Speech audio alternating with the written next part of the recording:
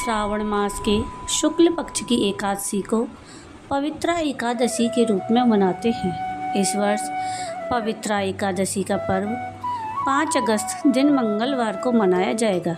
धर्म ग्रंथों के अनुसार इस व्रत की कथा सुनने मात्र से वाजपेयी यज्ञ का फल प्राप्त होता है। पवित्रा एकादशी के महत्व को भगवान श्री कृष्ण ने धर्मराज युधिष्ठिर से कहा था। भगवान के कथन अनुसार यदि निसंतान व्यक्ति यह व्रत पूर्ण विधि विधान और श्रद्धा से करता है तो उसे संतान की प्राप्ति होती है। अतः संतान सुख की इच्छा रखने वालों को इस व्रत का पालन करने से संतान की प्राप्ति होती है। पवित्रा एकादशी का श्रवण एवं पठन करने से मनुष्य के समस्त पापों का नाश होता है, वंश वृद्धि होती है और समस्त सुख भोग कर परलोक में स्वर्ग को प्राप्त होता है। इस दिन भगवान नारायण की पूजा की जाती है।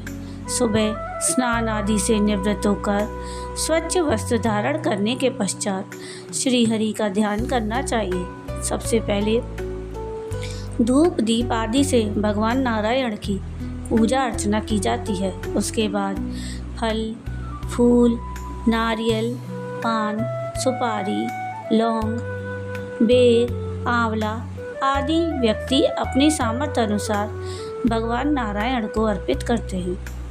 पूरे दिन निराहार रहकर संध्या समय में कथा आदि सुनने के पश्चात फलाहार किया जाता है। इस दिन दीपदान करने का महत्व है। इस दिन भगवान विष्णु का ध्यान एवं व्रत करना चाहिए। विष्णु सहस्त्र नाम का जप एवं एकादशी कथा का श्रवण एवं पठन करना चाहिए। ब्राह्मणों को भोजन कराकर दान देकर आशीर्वाद प्राप्त करना चाहिए। आइए अब सुनते हैं पवित्रा एकादशी की व्रत कथा। प्राचीन काल में एक नगर में राजा सुकेतुमान राज्य करते थे। उस राजा के कोई संतान नहीं थी। इस बात को लेकर वह सदैव चिंताग्रस्त रहते थे। एक दिन राजा सुकेतुमान वन की ओर चल दिए। वन में चलते हुए वह अत्यंत घने जंगल में पहुंच गए। वन में चलते चलते राजा को बड़ी प्यास लगने लगी। वह जल की तलाश में वन में और अंदर की ओर चले गए, जहां उन्हें एक सरोवर दिखाई दिया। राजा ने देखा कि सरोवर के पास ऋषियों के आश्रम भी बने हुए हैं और बहुत से मुनि वेद पाठ कर रहे हैं। राजा ने सभी मुनियों को बारी बारी से सादर प्रणाम किया। ऋषियों ने राजा को आशीर्वाद दिया।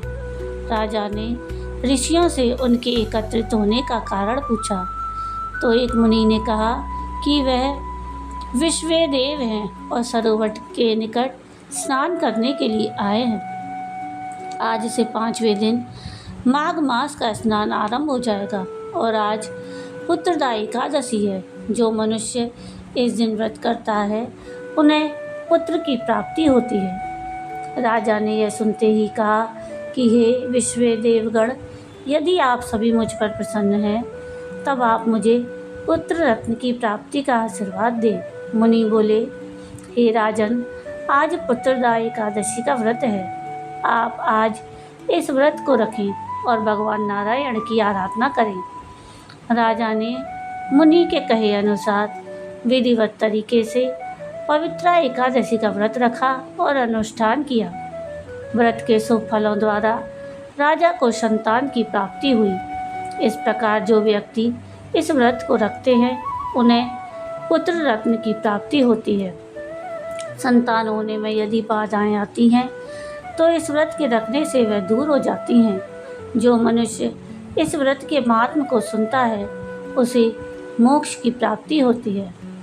इस व्रत के नाम के अनुसार ही इसका फल है। जिन व्यक्तियों को संतान होने में बाधाएं आती हैं और जो व्यक्ति पुत्र प्राप्ति की कामना करते हैं उनके लिए पवित्रा एकादशी का व्रत बहुत ही शुभ फलदायक होता है। इसलिए संतान प्राप्ति के लिए इस व्रत को व्यक्ति विशेष को अवश्य रखना चाहिए, जिससे उसे मनोवांछित फल की प्राप्ति हो सके। तो ये थी कथा पवित्रा एकादशी की।